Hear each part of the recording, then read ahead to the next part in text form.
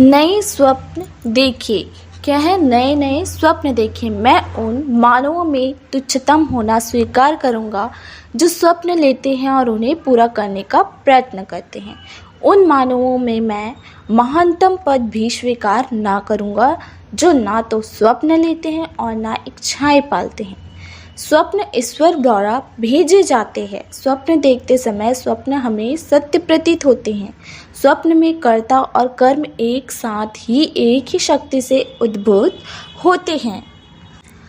नानी की कहानियों में अधिकतर राजा रानी की कहानियाँ होती हैं। उनका आरंभ प्रायः इस प्रकार होता है। एक राजकुमार स्वप्न में एक राजकुमारी को देखता है और वह उसको प्राप्त करने के लिए निकल पड़ता है।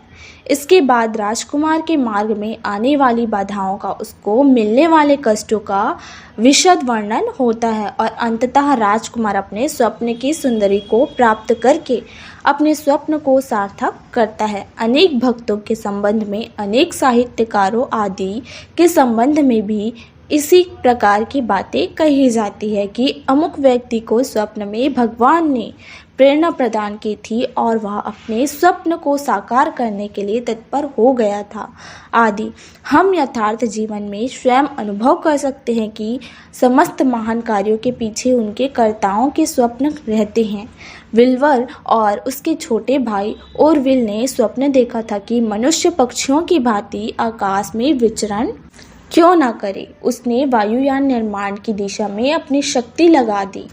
वायुयान के निर्माण की परंपरा का प्रवर्तन अंततः साकार हो गया आदि।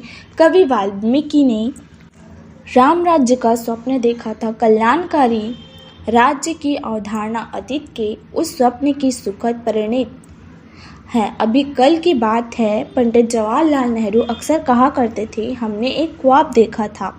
गांधी जी के नेतृत्व में हमने उस ख्वाब को सच्चा बनाने के लिए इतनी लंबी लड़ाई लड़ी है आदि। इस चित्र का दूसरा पक्ष यह है कि हम संसार के सबसे बड़े लोकतंत्र होने का दावा तो करते हैं, परंतु उसकी सार्थकता प्रमाणित करने का प्रयत्न नहीं करते हैं। अनुसारी प्रयत्न विहीन हमारा स्वप्न मात्र स्वप्न बनकर ही रह जाएगा।